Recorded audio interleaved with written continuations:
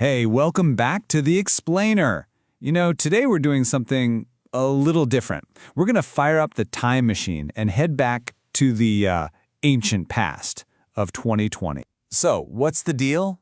Well, we've dug up this article published way back in September 2020, and it made some really bold predictions about social media for the coming year, 2021. It's kind of wild to look back at what marketers were thinking, just a few short years ago. All right, so here's the plan for this explainer. We're going to break down 5 of the biggest predictions from that article. We'll look at, what they were thinking back then, but also, and this is the cool part, we'll see which of those ideas are so solid they're basically timeless marketing rules today. Okay, let's kick things off with the biggest, most fundamental point the article was trying to make. Honestly, it wasn't even a prediction. It was more like a declaration, a huge shift in thinking for basically every business out there. So here it is. The big declaration from back then was that social media was officially done being a nice-to-have. Nope, it had become an absolute must-have. The argument was, look, this isn't just another marketing channel anymore. It's like the central nervous system for your brand. It's where you build your identity, talk to your customers, and really figure out what your voice is. This was the new ground floor. All right, so if we accept that social media is now mandatory, where do you even start? Where should you put your time and money? And that brings us right to the first major prediction, which was all about the platform itself. The article put it so simply, it's almost funny. It just said, look around you. Everyone is walking around with a smartphone in their hands.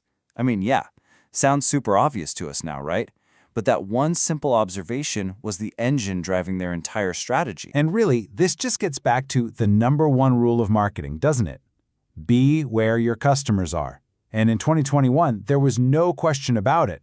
They were on their phones. So that meant everything, every single ad, every post, every video, had to be built from the ground up for that small vertical screen. Okay, so if the where was mobile, the next logical question is what?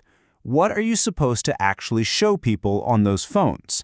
And the article's next set of predictions dug right into the specific kinds of content that were just built to win on a mobile screen. Right, so a huge driver here was shrinking attention spans. The article really zoned in on the absolute explosion of what they called ephemeral content. Think Instagram stories, Snapchat.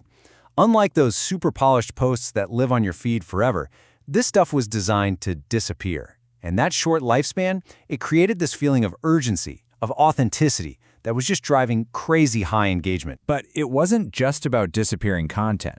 The article pointed to another format that was just on the brink of total domination, and they backed it up with one massive number. 82%. Just let that sink in. That's how much of all internet traffic a Cisco study predicted would be video by 2022. And the article saw this coming from a mile off. It makes sense, right? Video's easy to consume on your phone, it's digestible, and basically every single social platform was pushing it like crazy. It was a no-brainer. Video is the future of content. But hold on. It wasn't just about blasting out mobile videos and stories to everyone. The real secret sauce, the article argued, was all about precision. It was about getting the right content in front of the right people. And this is where you see the real superpower of social media. As the source laid out, these platforms gave businesses this incredible control panel. You could target your message with pinpoint accuracy. From the people living on your street, all the way to a specific city, an entire country, or even a global audience. You could literally whisper to your neighborhood or shout to the whole world. And then something happened in the real world that just poured gasoline on this trend. The article, remember, was written right in the middle of the pandemic. And it pointed out how that global crisis made everyone kind of turn their focus inward. The whole support local movement just exploded. And that made hyper-local social media content and having dedicated pages for local branches more critical than ever before. Okay, so those were the big predictions for 2021. But honestly, buried in the article's FAQ section was something even more valuable. It was a simple, super effective playbook that goes way beyond any single trend or year. It's still powerful advice for any business right now, today. The bedrock, the absolute foundation for any good campaign. Back then, right now, probably forever, starts right here. The article brings up the classic SMART goals framework. It's basically saying, hey, all these cool trends are useless if you don't have a specific, measurable way to define what success even looks like. It's timeless stuff. But putting it in there just reminds you, even when the tech changes, the fundamentals of good strategy, they don't. And this all comes together in this really practical 5-step plan for growth that the source shared. First, you got to identify your goals. Makes sense. Then you have to really truly understand your audience. What do they need? What are their pain points? After that, it's all about interaction, being human. Step 4, super important, always give people a path back to your home base, your website. And finally, step 5, none of this works if you're not consistent. It's a simple, powerful roadmap that's just as true today as it was back then. So when you step back and look at this whole time capsule from 2020, you see something pretty cool. Yeah, the platforms change, the hot new formats come and go, the algorithms are always evolving, but the core of a great social strategy, that stuff is rock solid.